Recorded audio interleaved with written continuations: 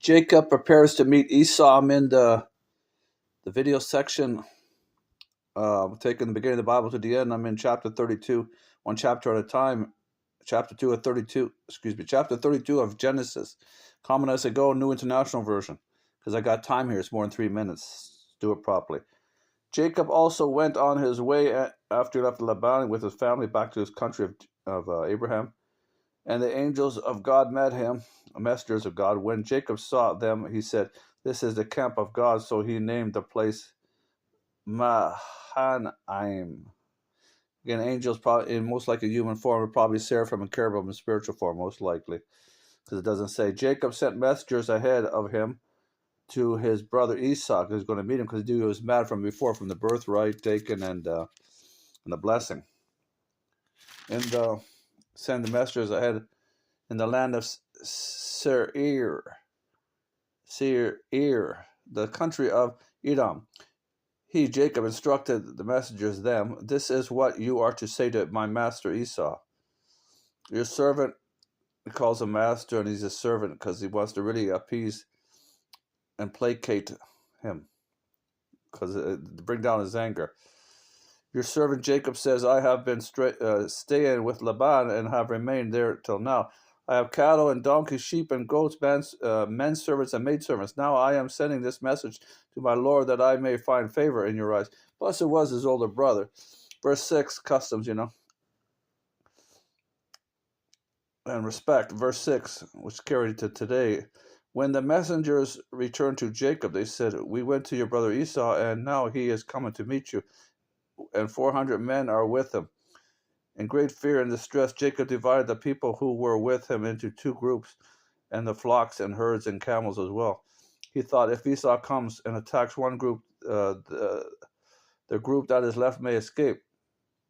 Then Jacob prayed, "O God of my father Abraham, God of my father Isaac, O Lord, who said to me, 'Go back to your country and your relatives, and I will make you prosper.' I am unworthy of all the kindness and faithfulness you have shown your servant. I had only my staff when I crossed this Jordan, but now I have become two groups. Save me, I pray, from the hand of my brother Esau, for I am afraid, and he will come and attack me, and also the mothers with their children. But you have said, I will surely make you prosper, and will make your descendants like the sand of the sea, which cannot be counted." He spent the night there, and from what he had with him, he selected a gift for his brother Esau, 200 female goats and 20 male goats, 200 ewes and 20 rams, 30 female camels with their young, and 40 cows and 10 bulls. You see, he wanted to appease him with a, like a big birthright type thing back, right? Because that's why he was mad. He took everything, he thought, that the older brother to Jacob, the younger. And 20 female donkeys and 10 male donkeys. Verse 16, Jacob put them in the care of his servants, each herd by itself, and said to his servants, "Go ahead of me and keep some space between the herds." He instructed the one in the lead, "When my brother Esau meets you and asks, 'To whom do you belong, and where are you going, and who owns all these animals in front of you?' then you are to say, 'They belong to your servant Jacob. They are a gift sent to my lord Esau, and he is coming behind us.'"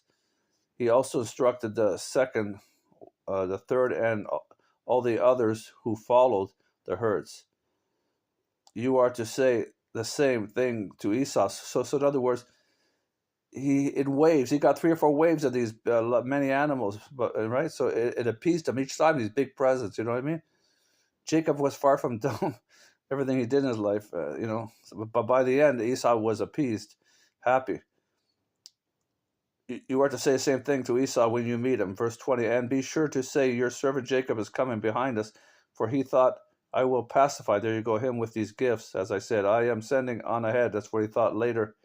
"When I see him, perhaps he will receive me." So Jacob's gifts went on ahead of him, but he himself spent the night in the camp.